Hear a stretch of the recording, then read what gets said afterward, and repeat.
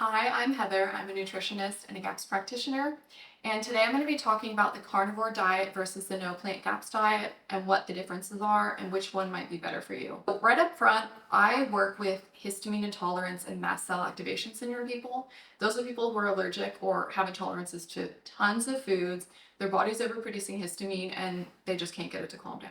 And in my experience, a lot of people, not saying everyone, develop this while doing a carnivore diet. I would say probably 50% of the people that I work with are coming from a carnivore diet saying they developed histamine intolerance on that diet. I'm not saying no one heals from carnivore. I'm not saying any of that. I'm just saying that's my experience. Now, on that standard carnivore diet, they're maybe doing the lion diet or including eggs, but they're not really being intentional to heal their gut lining. So a lot of people, especially the people I work with the histamine issues, their problems are coming from an imbalanced gut, an aggravated gut, a gut where the microbiome is imbalanced.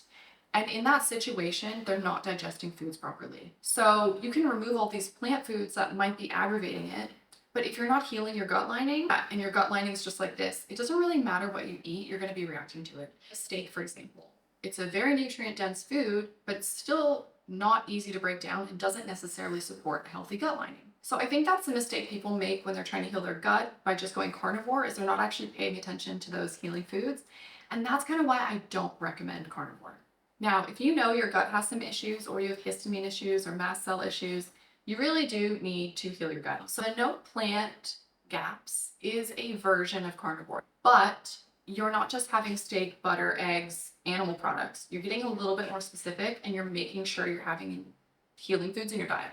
That's going to be your short cooked meat stock, which is really low in histamine. It's really high in connective tissue, gelatin, chondroitin, glycine, all these things that repair the gut lining and stop that overproduction of histamine. I have a whole playlist on this if you're interested. So go to my histamine intolerance playlist after this video.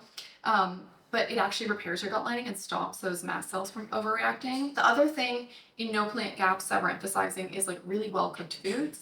Cooking for maybe like 2 hours so they're easier to digest. They're already broken down a lot. Compared to grilling something for 5 minutes, like a steak, it's going to be way easier to digest typically. The other thing we're emphasizing on no plant GAPS is we're really being intentional about gut bacteria and gut microbes. If you remove plants, you're removing the food source for microbes, and so your diversity is going to narrow down. So by adding in those fermented foods, homemade yogurt, homemade sour cream, fermented for 24 hours, whey, homemade raw milk kefir made with kefir grains, not with a powder starter culture, not one that you buy at the store, not one that you even buy from Raw Farm, which is a great supplier of other things. But when you are getting those healthy fermented foods with the probiotics, you're continually supplying your gut with the microbes that it needs to thrive. So in this situation, it's carnivore, but it's really emphasizing healing foods and it's giving specific attention to rebuilding your microbiome in the process, which is why people see really good success with it. Now, it's really important for me to say, and I say this in all my videos, but fermented foods are a lot stronger than your probiotic supplements. You know, 1 teaspoon of homemade milk kefir made with raw milk has more probiotics than an entire bottle of therapeutic grade practitioner probiotic supplements. Yogurt is extremely strong, and that is why I don't recommend people just jump straight onto a no plant GAPS diet. It's too strong. You wouldn't think of having a whole bottle of probiotic pills, so we just can't jump straight in and be doing all these fermented foods. If you follow some of my other videos, you'll see how slowly I recommend introducing them and why, because it's basically removing yeast overgrowth in your body, and as that happens, it releases histamine in your body, making you temporarily worse. There's tons of things we can do about that. I have a course that walks you through literally step by step how to go through this. But if you're not going to do that, just know that I'm saying to you, when you even start with fermented foods, I would start with like a teaspoon of meat stock and very slowly increase that, and then start with like a drop of yogurt, homemade yogurt, or a drop of homemade sour cream. I get messages constantly from people kind of going, oh, I'm fine, I'll tolerate it.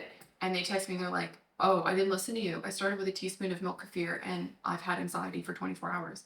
Yes, these are extremely strong foods. So all that to say, I hope that kind of clarifies the difference between carnivore and no plant GAPS. No plant GAPS is just intentionally healing the gut lining, and I have seen some really good success with it. That being said, I'm still a big proponent of having plant foods in your diet if you can.